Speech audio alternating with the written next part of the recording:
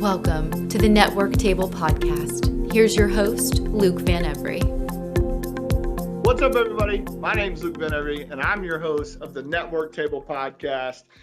And what we want to do is we want to get to know the human behind the business. Now, I would not want to kick this podcast with anyone else other than the one and only Esther Deutsch. Esther, how's it going? Hey, Luke. So great to see you. Great to be here, and can't wait to get started and kick this off with you. Thanks for having me. Esther, how long have we known each other now? I think it's been like 5 years. It's crazy. It feels like yesterday, but also I just feel like I know you forever. So I think it was a BNI that we met at. Was it?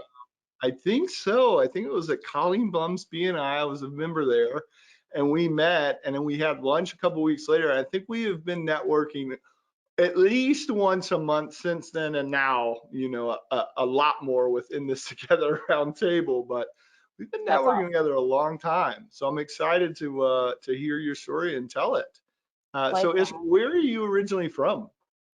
So I grew up in a small town called Scranton, out in Pennsylvania, about 2.5 hours from the city. And then I moved to New York when I was 16, so as a teenager. Do you have any brothers or sisters? I do. I'm one of 7, actually. Wow. Yeah. I didn't know. One of 7. Which number are you? Can you guess? 3. 3. I'm number 3 of 5. There you go. Middle child syndrome. Middle child. It's a real thing. We had to share. We didn't need to. Yeah. Esther, so where'd you go to school? So I went to 2 years of high school in New York City, actually. I lived with my grandma in Brooklyn, and then I attended undergrad school called Bellevue University, and I went to Fordham University in Manhattan for grad school. Wow. How long were you in grad school? 2 years, 4 years? I actually did 3 years. I began working at RCS, where I am now. During that time as a student, I was part-time at RCS. I also worked part-time. I interned at an organization called Pathways to Leadership on 8th Avenue, where I was placed in a public school, and part-time help with program development in the main office on 8th Avenue, which was amazing. So what were you doing there at that organization?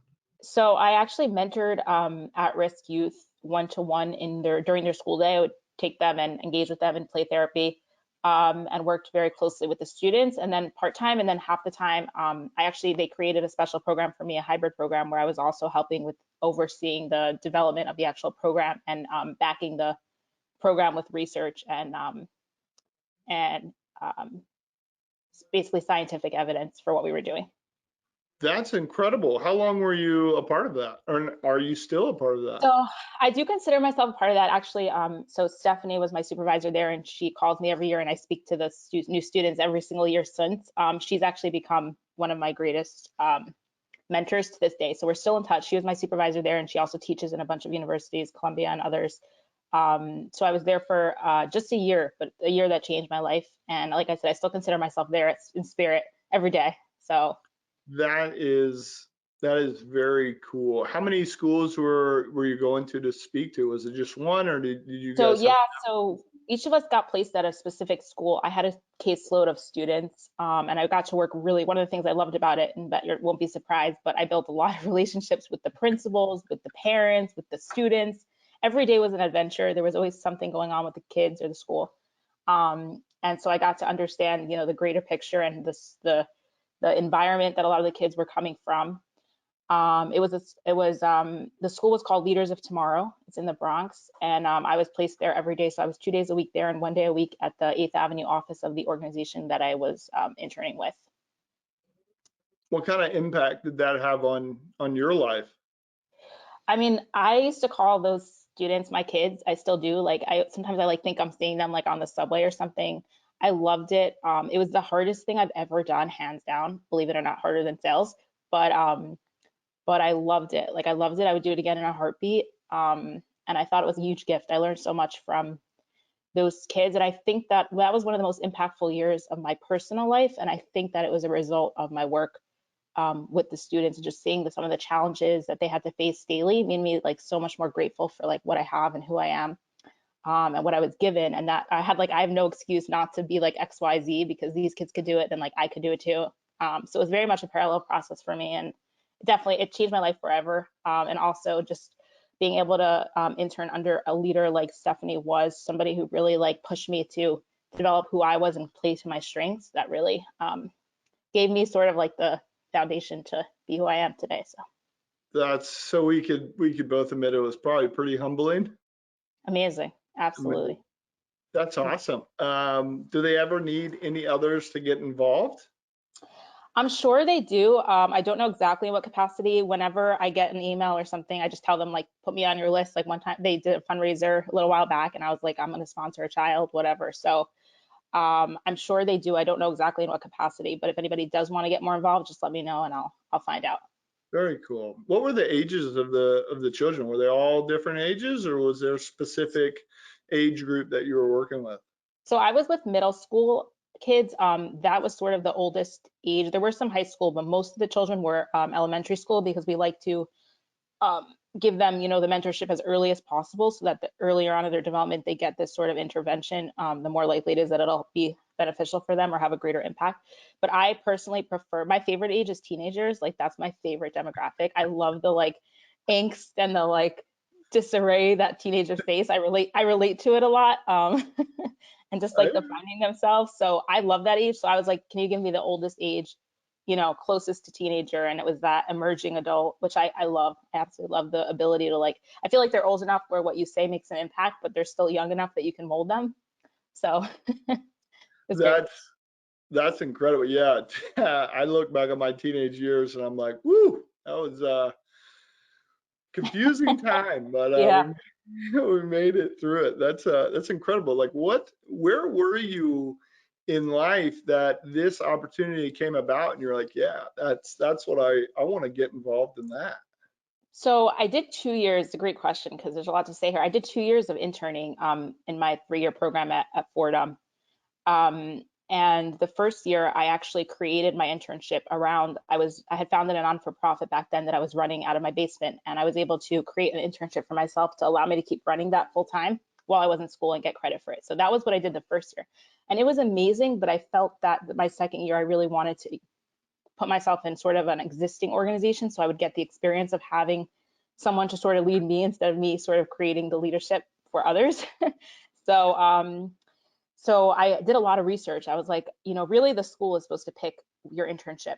But I did a lot of research and I found this organization on Google because I had it in my head that I was going to find my place and sort of tell the school where I wanted to go. And I'll never forget, I was sitting at RCS in our old office on 1674 Broadway on a lunch break or something, and I got the call from Stephanie, and I was like, she's like, do you want to come for an interview? And I was like, yeah, I'd love to. But like I work during the day. Is there any way that I can come at night? Like if not, it's okay. Cause like I didn't want to lose the opportunity. I like had my eyes on this organization based off of their website and what they did.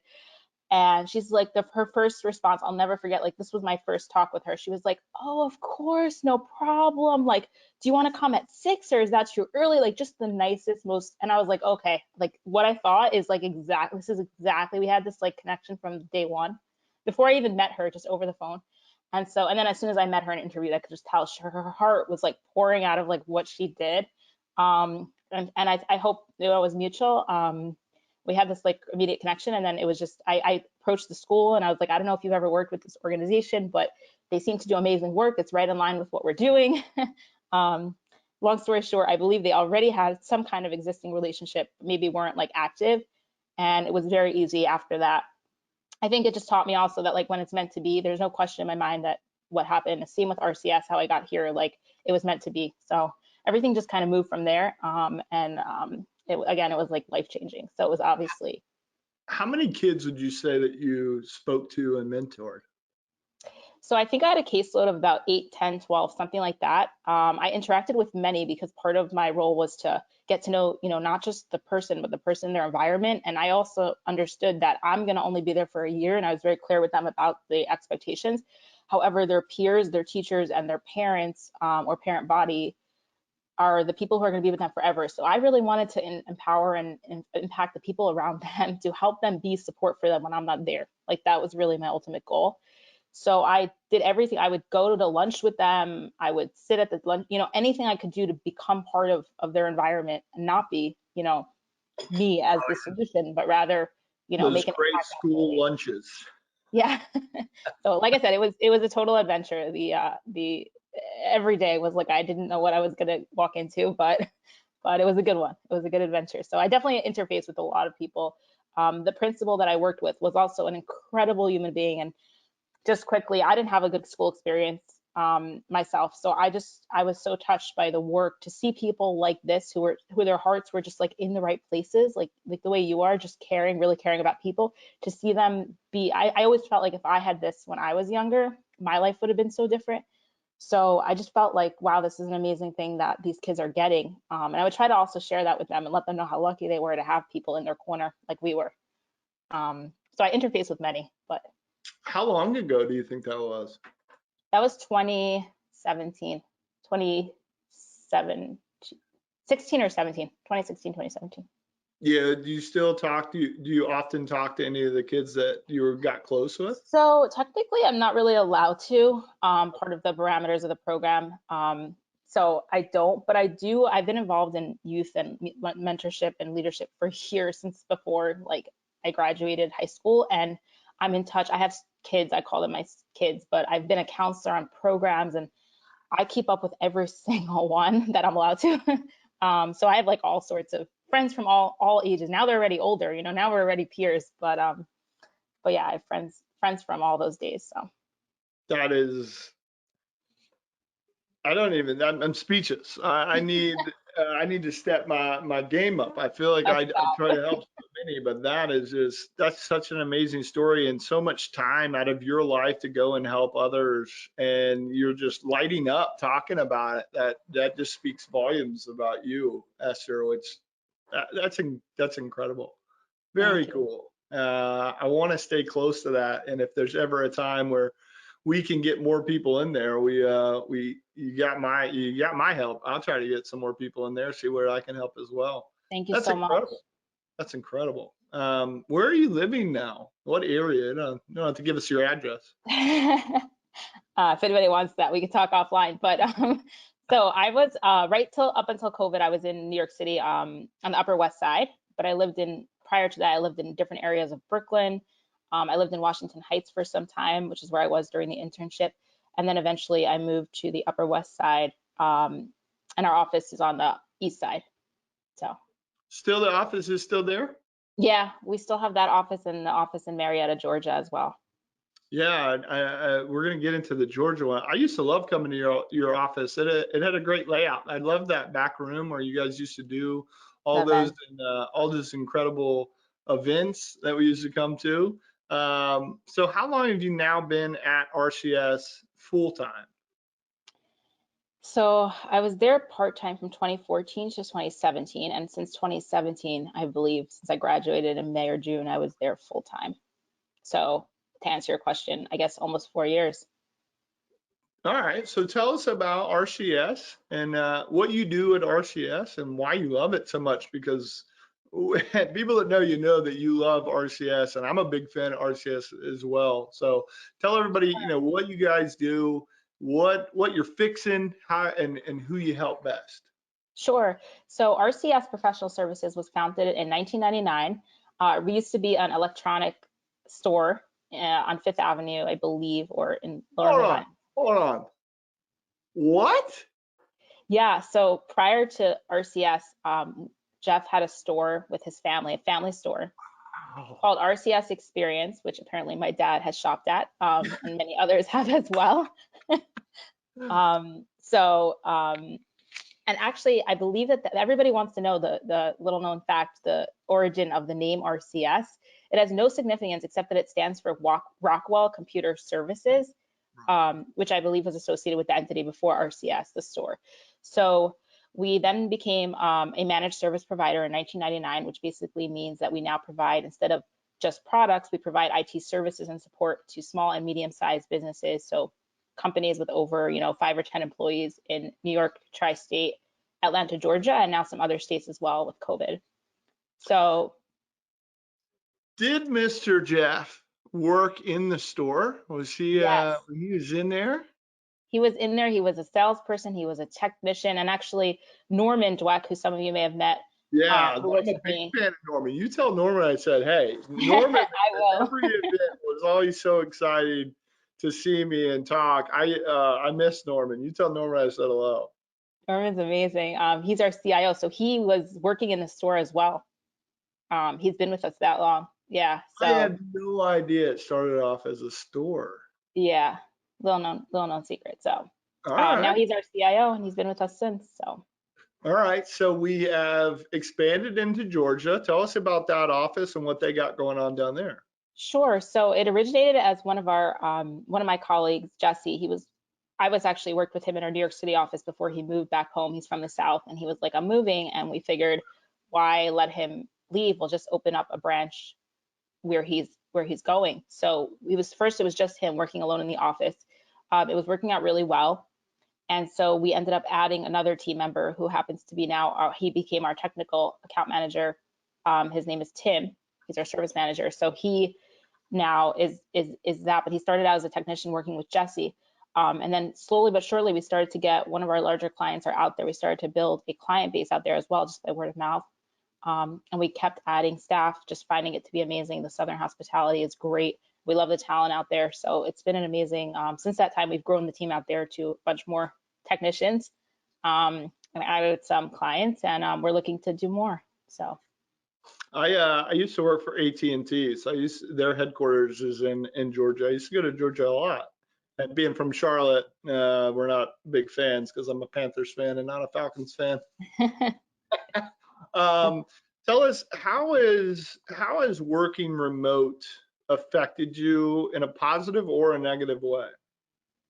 sure. So I can speak both personally and professionally, but personally, I'm an office person. You'll be shocked to know that I love people.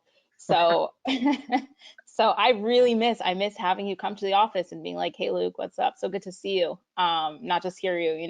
So it's been a challenge for me to adjust and just take breaks. I love to work, so I have a hard time stopping on my own without having a beginning and end. But as a company, for us, it was actually a pretty smooth transition.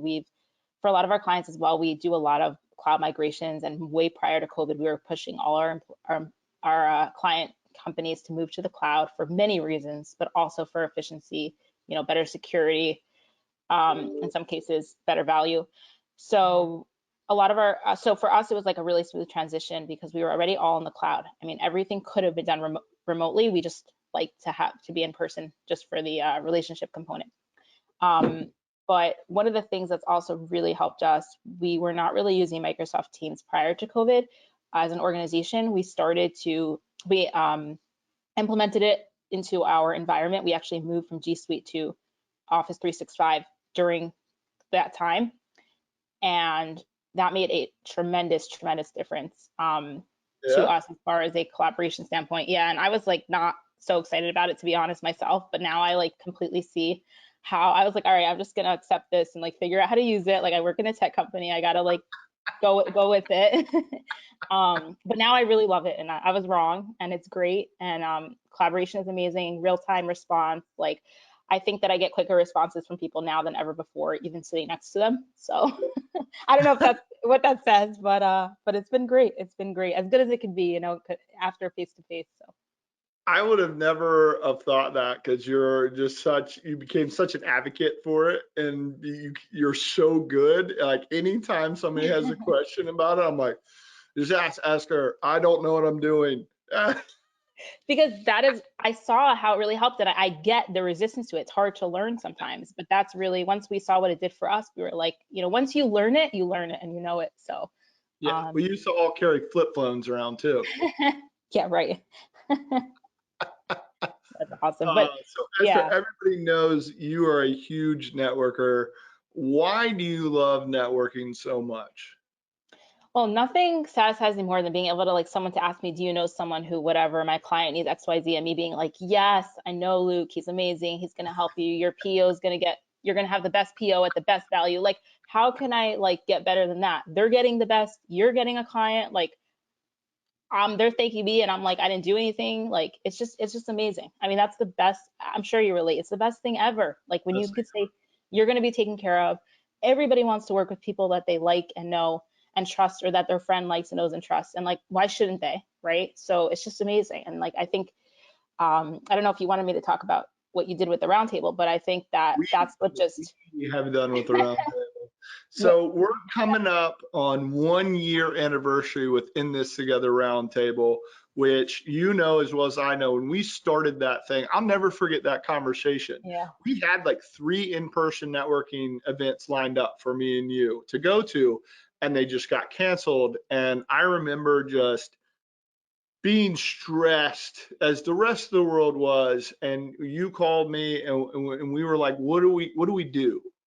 And we collaborated. We're like, all right, let's be different, but let's be professional, and let's make it positive.